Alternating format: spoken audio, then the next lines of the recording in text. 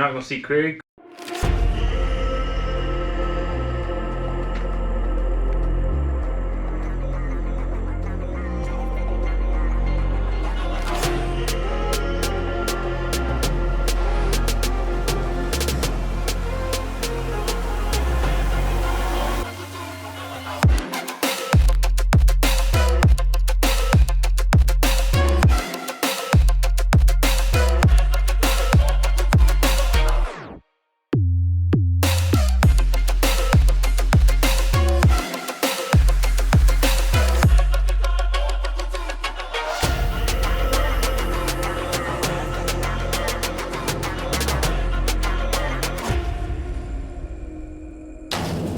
My name is Tony Thomas, and you're watching Hardwired Exotics on YouTube. What's going on YouTube? So today, well, next couple of episodes, you're not going to see Craig because Craig's a piece of... No, I'm just kidding.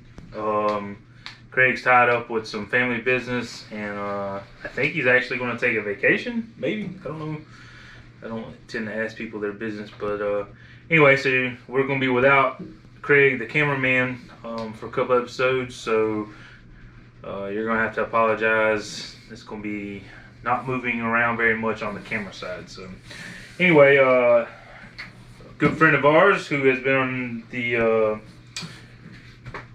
channel a couple of times has come up. He's got to get some rats from us, and figure we just chit chat while he's here and make up an episode. Why not, since Craig's not going to be here. So anyway, y'all all know him, Mr. Eric Walsh, Monster Morphs. So, what are you thinking today? I don't know. What do y'all want to talk about? Because I really don't know. Actually, you know what? I got a good idea. Shane Kelly stole this idea from me. Thief? Yep. So the other day, somebody hit me up, and it kind of bothered me. I'm going to go back to the message so I don't get it wrong. This guy hits me up, and he's new to the hobby. Young, or younger. I call it young. Early 30s is young. For me, nowadays it is. Turned 40 this year. Yeah. Anyway, he's looking at spending, a couple $1,000s to get him going. So, he wants to buy breeder females. The way he portrayed himself, and I told him, breeder females aren't the only things that you need to consider when you're getting into the hobby. Oh, yeah. But the way he portrayed himself seemed like that's the only thing he was really interested in.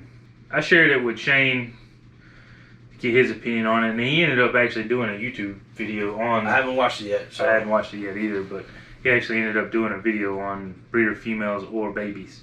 So I'm going to copy his idea since he copied my idea, and let's talk about breeder females versus everything else that goes on in the hobby, and are they really better than buying the babies? I guess the first thing would be, when you talk about breeder females, a breeder female doesn't do you any good if you don't have a breeder male. True. So that's something you need to consider. When you go buy a bunch of breeder females, if you don't have a breeder male to go with those breeder females, then what's the point buying the breeder females to start with? Yep. I would suggest making sure you have that ducks in a row, and not just a breeder female or a breeder size male, but actually probably one that's proven. Yeah. Yeah, I would recommend that for sure. If you're going to go into buying breeder females, you better buy a male that can do it. Yep. A lot of first-time males will not breed all the females you want them to, or they'll only breed one. You get a mature male that's bred a couple seasons, and he usually can do the job a lot better than a new male. Yep. Plus, you don't have the worry of, is he small? Is he going to go off feed? You're going to lose him if you overbreed him. So, definitely. Which happens quite regularly. People don't understand that. These smaller, younger males can go off food. Well, they can all go off food, but if the smaller male goes off food, it can be a really big problem if he won't go eating and possibly die from it. Yep, it's happened. But, so, if you have breeder males, then you wanted to pick up some breeder females. I guess I could see the point there. We all kind of look for breeder females from time to time. But something that you really don't understand is breeder females are usually breeder females that someone's selling for a reason. And that reason, depending on who you're buying from, the reason could be multiple things. Yeah. One, she won't lay at all. She hasn't laid for them, yep. Or I have a female now that Justin Kabelka, I think 5 years ago, got a clutch from, and she hasn't laid since. And that happens too. So you can take that into consideration, because you might put out a good chunk of change for a female, and you think you're going to get it and produce with it that next year, or 2 years down the road, and I've seen them go 5-6 years without any eggs. Yep. So you got that. One, she could have bred the past 2 or 3 seasons without a break. So she's wore out, yeah. So she could be wore out. People don't think about that as well. And then maybe she laid infertile eggs a couple years in a row, or slugged out 2 years in a row, or so there's a lot more to it than just buying a breeder female. So, and honestly, unless you're buying from someone that has really high quality animals, most of the time people are just getting rid of normals and single genes and some lesser quality animals that they don't want anymore. Yep. So there's always that downside to buying breeder females as well. You're not getting somebody's trash, but you're kind of picking up their leftovers. Yeah. So most people are going to sell when they upgrade or change directions, or like you said, normals or single gene pastels, stuff like that are just they've used for a few years, and now they have holdbacks coming up and stuff. There's legitimate reasons to sell breeder females. Oh, of course. For instance, recently I got rid of a bunch because I'm leaning more towards recessive stuff, and I was just swamped with some genetics that don't play well with the recessives I want to work with, or they're going to be in my males, and I didn't want to double down on certain incomplete dominant stuff, so I let a bunch go, and it happens. I just restructured my whole operation there, but definitely, if you see any good breeder females for sale, they're gone immediately. Mm-hmm. Which I got some of those females, by the way. Yeah, they all laid eggs. But yeah, man, I don't know if it's a good thing to just jump right into buying breeder females. Yep. Especially somebody new. Yeah. Especially for somebody new. So, anyway, I just thought I would bring that topic up mainly because somebody asked me about it, and I thought it'd be good intake for people to hear about. So the difference in buying a baby and raising it versus buying that breeder, even if you are established, what do you think the pros and cons are? Well, the pros of raising an animal in your own operation is it gets used to everything, your routine, and your temperatures, your humidity. A lot of times if I sell a breeder female or a bigger snake, I let them know, hey, I keep it on cocoa, or I use a hide box, or this is my humidity. I keep a little bit cooler than a lot of people, in the mid 80s, where some people might be 89 or 90, and I let them know, like, hey man, I'm at 86, 87, and everything works good here. So if they have an issue, I kind of put that out there already, that hey, it's a little bit different. This is how I keep, where people keep on paper towel or paper, and going from cocoa with humidity and stuff to that might not, do so well. And I'm even lower than that. I keep my adult room during breeding season around 82. So if I'm at 82 and then somebody buys it and they're at 88, 89, that's a big difference It's a big difference, yeah. For a snake that's used to a certain environment. Yep. So that's a good point. Making sure that the baby is raising what it's going to be producing in. So I've always had a better response with feeding, even buying babies. My holdbacks usually do better than ones I buy. Oh, for sure. Yeah. So my holdback, everybody's like, how do your holdbacks grow so fast? Because they were raised right here in this environment. Yep. So anyway, I think that's a very good point to be into. So, but one thing for me that I absolutely love is, I know it takes time, but I love watching my snakes grow. Oh yeah. To get to watch them hatch from an egg all the way to the point that they're laying those eggs, and it's just an amazing feeling. Well, that's part of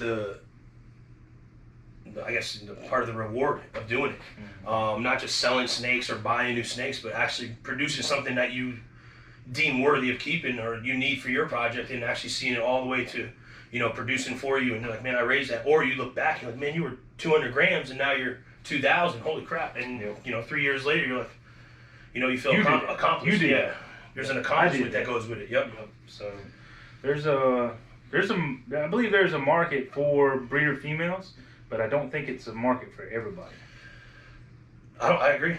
Everyone wants breeder, and I would not be against them saying, "Hey, I just want to grab a breeder to try my hand at something, you know, my first clutch or whatever, while I'm raising all this stuff." But I think it's not the right decision to base a business model around, or even try to get into it. Like, hey, I'm going to buy 10 breeder females, and then maybe go buy a nice, you know, male, but he might not have been a proven breeder or something like that. And then, like you said, you're going to get stuck with a bunch of expensive breeder females and no eggs. With no eggs.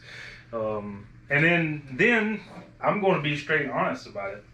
If somebody approaches me and I just bought a whole collection of snakes and I bred them this year, and they've never raised their own babies, they've never done anything, they just bought a collection or two out, and then they want to call themselves a breeder, I will look at that and say, man, you're not a breeder yet. Not yet, no. You might have bred your animals and produced eggs, but until you've kind of worked that whole cycle, you're not really a breeder yet, in my opinion. I mean, everybody's going to have their own opinion. Yeah, I mean, I would agree with that to some point, too. There's a level of respect that you need to be at in order to call yourself a breeder, in my opinion. And not only that, you got to think, when you do that, it's all the problems if they've never raised babies that can come with it. Exactly. You know, with umbilical cord issues and not eating, assist feeding, anything like that. And then I've gotten many texts on Instagram or whatever, like, hey man, can you help me out? Bought some snakes, got eggs, don't have an incubator. Bought some snakes, got eggs, they hatch, but they won't eat. And, you know, it's like, if you don't go through those hardships, I mean, what do you really know? Yep. Yeah, you learn so much by raising them, even if you don't hatch them out of an egg, but by buying or acquiring a younger animal and watching that thing grow. And even if you run into issues, being able to fix one animal through help from people like us is a whole different ball game than having clutches of babies to worry about. So. Oh yeah, I mean every season I worry. You get 25, 26, 30 clutches, and it's like, all right, you got 150, 200 babies, and 10 are not eating right, and you're going down the list. I'm like, all right, what do you need to do? And everything's unique, but I've dealt with it for 13 years, so I know tricks to try and stuff to do, where if you just buy into it and you're going to pop out a bunch of babies, you're going to be calling everyone that you bought a snake from asking for help. Yep. So, and if you're buying collections, then you may not receive that help. You're not going to have that help. So, and that's exactly bringing into my last point of what this is when you're buying babies, or sub-adults or even adults, if you're spending money with somebody and you're buying those animals and you're happy and the customer's happy, the breeder's happy, everything is going as it should be, what you're doing there is building a bond. Yep. You're building a bond, you're building somebody's trust. If somebody reaches out to me and they have a question, I don't mind helping no matter what. Yep.